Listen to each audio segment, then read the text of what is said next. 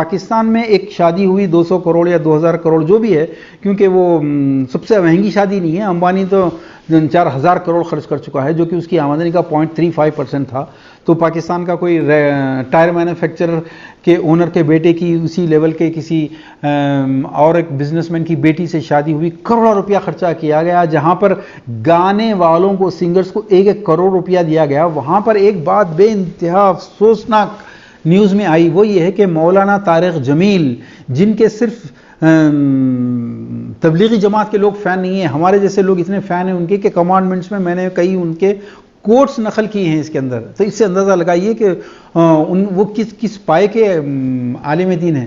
لیکن جب یہ خبر آئی کہ اس شادی میں نکاح کا خطبہ اور کچھ 5-10 منٹ کی نصیحت بھی کی گئی، یہ ایک انتہائی افسوسناک واقعہ تھا. کیا مولانا طارق جمیل صاحب کو یہ نہیں معلوم ان المبذرین کانوا اخوان الشیاطین، شیطان کے بھائی ہوتے ہیں جو فضول خرچیاں کرتے ہیں، جو چیزوں کی ضرورت نہیں ہے وہ ضرورتیں پیدا کرتے ہیں. کیا طارق جمیل صاحب کو حوض کوثر پہ نبی صلی اللہ علیہ وسلم سے ملاقات کا وہ منظر یاد نہیں ہے جو حدیثوں کے اندر آیا ہے کہ لوگ دوڑیں گے شفاعت کے لیے اور فرشتے بیچ میں پارٹیشن کھڑی کر دیں گے اور کہیں گے یا رسول اللہ، آپ کے دنیا سے گزرنے کے بعد ان لوگوں نے آپ کے دین میں نئی نئی چیزیں شامل کر دی تھیں، اللہ کے نبی ان لوگوں کو دھتکار دیں گے کہ تم نے میرے دین کو بدلا تھا. تو کیا طارق جمیل صاحب اس دن یہ کہیں گے کہ نہیں وہ فلاں محمود جو ہے میرا دوست ہے اس لیے میں شرکت کرنے گیا تھا؟ کیا وہ محمود ان کو بچانے کے لیے آئے گا؟ کیا دین میں نئی چیز ایجاد کرنی ہے؟ کیا طارق جمیل صاحب کو یہ نہیں پتا کہ من رأى منکم منکرا فلیغیرہ بیدہ؟ کیا وہ حدیث کا مطلب یہ نہیں ہے کہ جب برائی کو دیکھے تو اپنے ہاتھ سے روکو، نہیں تو کم از کم زبان سے روکو، نہیں تو کم از کم دل سے نفرت کرو؟ کیا وہ نفرت نہیں کر سکتے تھے؟ کیا وہ امیر آدمی کی شادی کو نہیں روک سکتے تھے؟ کوئی بات نہیں، لیکن وہاں جانے سے روک تو سکتے تھے. کیونکہ علماء کا تو یہ فتویٰ ہے کہ منکرات میں کبھی علماء اور مشائخین داخل نہ ہوں. اگر ان کے جانے کے بعد پتہ چلے کہ وہاں پر منکرات ہیں تو دروازے سے لوٹ جائیں. کیا طارق جمیل صاحب کو یہ نہیں پتا تھا کہ قرآن کہہ رہا ہے کہ لا تتخذ المؤمنون الکافرین اولیاء من دون المؤمنین، کہ مومنین کو چھوڑ کر تم کافروں کو اپنا دوست مت بناؤ. یا ایھا الذین آمنوا لا تتخذوا اليہود والنصارى اولیاء، یہود و نصارہ کو اپنا اولیاء، اپنا دوست نہ بناؤ. دوست نہ بنانے کا مطلب یہ بالکل نہیں کہ ان کے ساتھ بالکل نہیں رہیں گے، بالکل کاروبار نہیں کریں گے، ان کے پڑوس میں نہیں رہیں گے. نہیں، دوستی کا مطلب یہ نہیں ہے. دوستی کا مطلب یہ ہے کہ ان کے طور طریق، ان کے فیشنز، ان کے لیونگ اسٹائل، ان کے تھاٹس، ان کے کسٹمز، ان سے دور رہو. یہ ہے ان سے دوستی مختار کرو. لیکن طارق جمیل صاحب یہ بھول گئے کہ لاکھوں تبلیغی ہی نہیں، غیر تبلیغی ان کے دیوانے ہیں. ان کو کیا میسج دیا انہوں نے کہ یہ سب جو حرام کاری ہوئی ہے، یہ شیطان کے بھائیوں نے جو وہاں پر پاکستان میں کیا ہے، یہ سب کچھ دوستی کی بنیاد پہ جائز ہے. میں آپ کو ایک اور واقعہ بتاؤں گا، کیونکہ خالی طارق جمیل صاحب کا ایک تبلیغی جماعت کا ایک نشانہ بنانا نہیں، سب کا یہی عالم ہے. میں ہندوستان کے بہت بڑے مدرسے، میں نام لینا نہیں چاہوں گا، بدنام ہو جائیں گے وہ لوگ. تو میں جب ان کے مدرسے میں گیا، ان کے رئیس الافتاء جو تھے وہ درمیان میں بیٹھے تھے، ادھر رائٹ اور لیفٹ پہ کئی دوسرے مفتیاں فتوے لکھتے بیٹھے تھے. جب گفتگو ہوئی تو ان سے ہم نے جب سوال رکھا کہ جو نکاح نبی صلی اللہ علیہ وسلم کے طریقے پہ نہیں ہوتے، کیا اس میں شرکت جائز ہے یا نہیں ہے؟ تو انہوں نے کہا کہ دیکھیے ہم تو ایسی شادیوں میں جاتے ہی نہیں. میں نے فوری روکا، دیکھیے میرا سوال یہ نہیں ہے کہ آپ جاتے ہیں یا نہیں جاتے ہیں، میرا سوال صرف یہ ہے ایسی شادی جو نبی کے طریقے کی گستاخی ہے، خلاف ورزی ہے، اس میں شرکت کرنا، کھانا کھانا، مبارکباد دینا جائز ہے یا نہیں ہے؟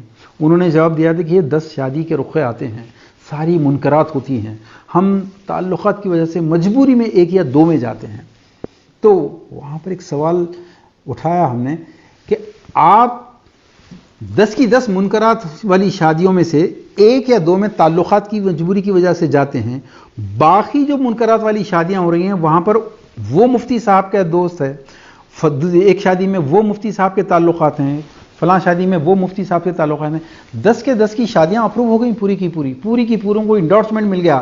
بالکل اسی طریقے سے طارق جمیل صاحب نے جا کے جب ایک حرام، بگیسٹ حرام آف دس سینچری کہہ لیں آپ، ایسی شادی میں شرکت کر کے انڈورسمنٹ کر دیا اس کو، تو پھر ہر لیول کے آدمی کو، جہاں فضول خرچی ہر لیول کی ہوگی، کوئی نہ کوئی عالم جا کے اس کو انڈورس کرے گا، کیونکہ وہ آپ کے طریقے کو اس نے دیکھ چکا ہے.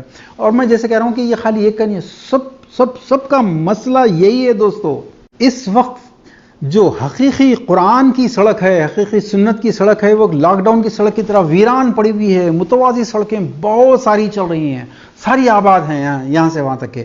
آپ نے ضرورت رشتہ کے اشتہار میں دیکھا ہوگا کہ صرف سید گھرانے کے لوگ رابطہ کریں، صرف اہل حدیث یا سلفی لوگ رابطہ کریں، صرف صحیح العقیدہ لوگ رابطہ کریں. جو مومن یعنی کہ شیعہ حضرات اپنے آپ کو مومن لکھتے ہیں، صرف مومن لوگ رابطہ کریں.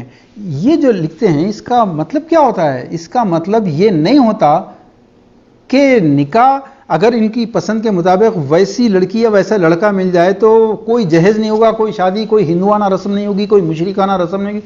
نہیں، اس کا مطلب یہ نہیں. اس کا مطلب صرف یہ ہے کہ وہ جس کلٹ کے، جس فرقے کے، جس مسلک کے لوگ ہیں، صرف اس کو باقی رکھنا مقصد ہے. اللہ کے نبی کے طریقے کی نکاح، اللہ کے نبی کے نکاح کے طریقے کو قائم کرنا، نبی کی سنت کو قائم کرنا، یہ مقصد نہیں ہوتا دوستو.